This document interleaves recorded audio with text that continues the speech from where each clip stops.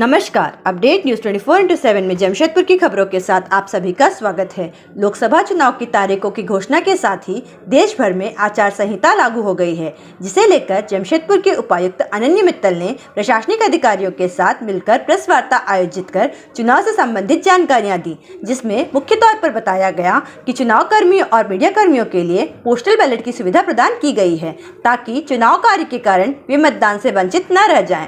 चुनाव से संबंधित विस्तृत जानकारी देते हुए उपायुक्त अनन्य मित्तल ने क्या कहा, आइए जानते हैं। इलेक्शंस को लेके आज से एमसीसी लागू कर लिया गया है।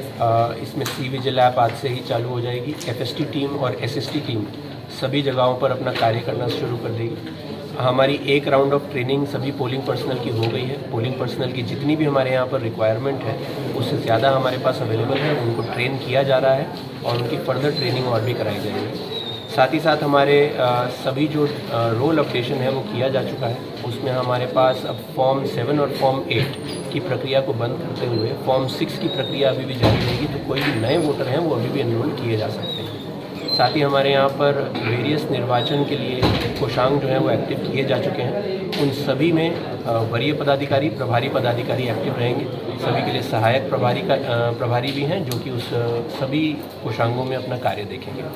इसके साथ साथ ADM law and order MCC कोषांग के वरीय रहेंगे और दोनों एसडीएम्स जो हैं वो प्रभारी रहेंगे।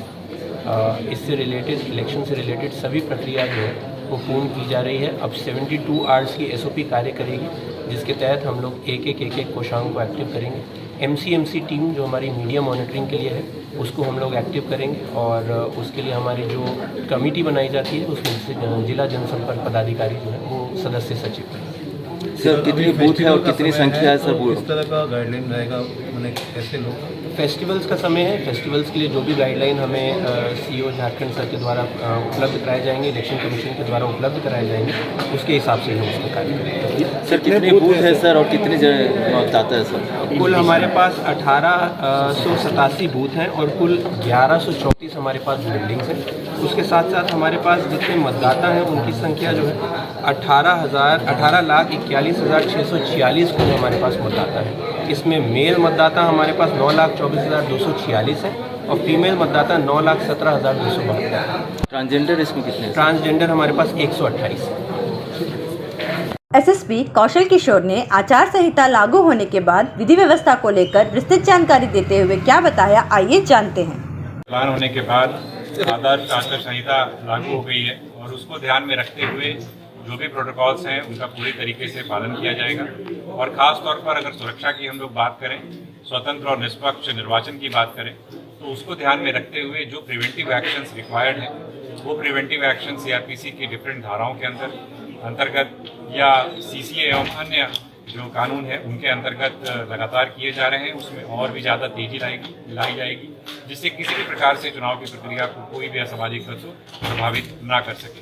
इसके अलावा जो भी वारंट और कुर्की है, जो भी हिस्ट्री शीटर्स के खिलाफ या अपराधियों के खिलाफ लंबित है थानों में, उसको भी मिशन मोड में लेकर के उनके निष्पादन का निर्देश दिया गया है, जिसकी लगातार मॉनिटरिंग की जाएगी। इसके अलावा जो एफएसटीज और एसएसटीज हैं वो आज से फंक्शनल हो जा रही हैं 3 पर कॉन्स्टिट्यूएंसी, यानी कि टोटल 18 एफएसटी और एसएसटी भी उसी संख्या में।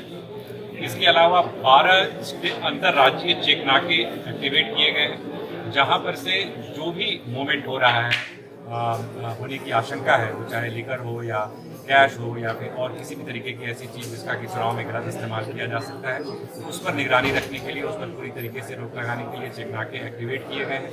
अंतर जिला चेक नाके भी बहुत जल्द एक्टिवेट किए जा रहे हैं।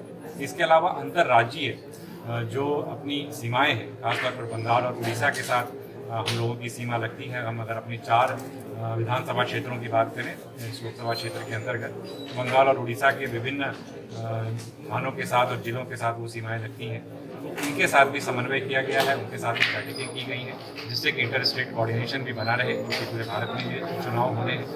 तो एक तरीके से पूरी मुकम्मल तैयारी की जा रही है इसको लेकर के। काफ़ी सारे स्टेप्स उठाए गए हैं, आने वाले समय में और भी स्टेप्स लिए जाएंगे।